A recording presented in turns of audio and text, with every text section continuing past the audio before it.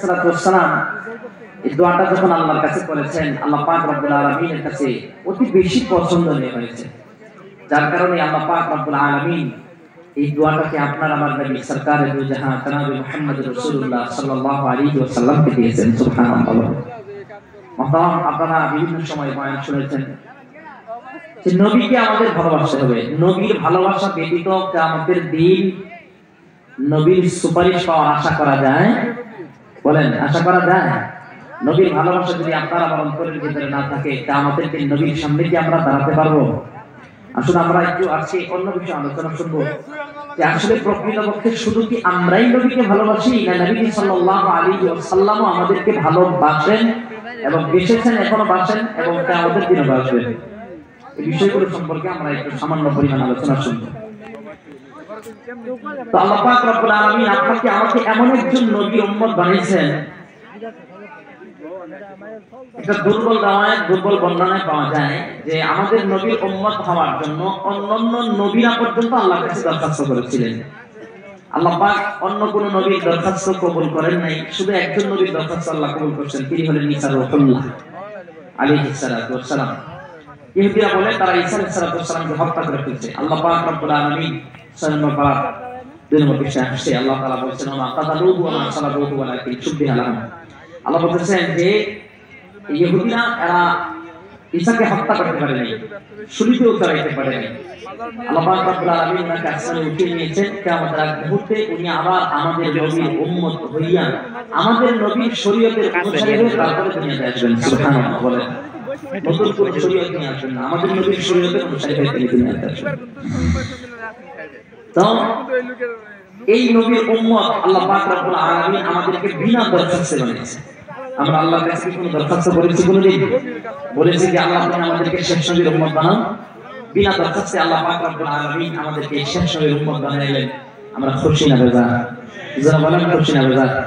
নবী সাল্লাল্লাহু আলাইহি ওয়াসাল্লাম উম্মতে কি পরিমাণ কান্ডারি ছিলেন, উম্মতের প্রতি তিনি কতটা দয়াশীল, কতটা মায়াশীল ছিলেন, উম্মতকে তিনি কি পরিমাণ ভালোবাসেন, নবীজির জীবনী যদি আমরা পড়ি তাহলে আমরা বুঝতে পারবো। নবী সাল্লাল্লাহু আলাইহি ওয়াসাল্লামের জন্ম আল্লাহ পাক রব্বুল আলামিন এমন পৃথিবীর দামি জায়গায় দিয়েছেন, যে জায়গার ভিতরে পৃথিবীর সর্বশ্রেষ্ঠ ঘর আল্লাহ পাক রব্বুল আলামিনের ঘর আল্লাহ তাআলা বাইতুল্লাহকে রেখেছেন। সুবহানাল্লাহ। বলেন, এই বাইতুল্লাহর সামনে দাঁড়ায় যদি কেউ এক রাকাত নামাজ আদায় করে, আল্লাহ পাক রব্বুল আলামিন তার আমলনামায় 1,00,000 রাকাত নামাজের সওয়াব দিয়ে দেন। তো বাইতুল্লাহ এত দামি ঘর, এত দামি ঘর। হাদিসের মধ্যে আছে নবী সাল্লাল্লাহু আলাইহি ওয়াসাল্লাম বলেছেন, মান রাআ বাইতাল্লাহি গুফিরা লাহু মা তাকাদ্দামা মিন যামবি। শুধু বাইতুল্লাহ থেকে যারা ঈমানের সাথে নেক নজরে তাকাবে, আল্লাহ পাক রব্বুল আলামিন এই নেক নজরে ঈমানের সাথে বাইতুল্লাহ থেকে তাকানোর কারণে আল্লাহ তাদের পিছনের জীবনের গুনাহ মাফ করে দেন। তাহলে বলেন, জায়গাটা কি কম দামি না বেশি দামি? হুজুরে বলেন, কম দামি না বেশি দামি? আপনার আমার নবী সরকারে দু জাহান এত দামি জায়গা, এটাকে তিনি ছেড়েছেন, পরিত্যাগ করেছেন, এই মক্কা ছেড়ে তিনি মদিনায় হিজরত করেছেন শুধুমাত্র কেবলমাত্র একমাত্র উম্মতের মহব্বতে। সুবহানাল্লাহ।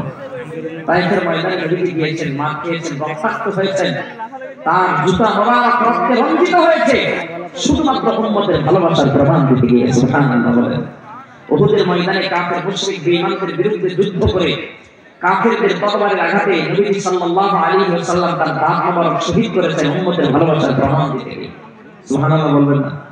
তাহলে বলেন, নবীজির মহব্বত উম্মতের প্রতি কম না বেশি? আর জোরে বলেন, কম না বেশি?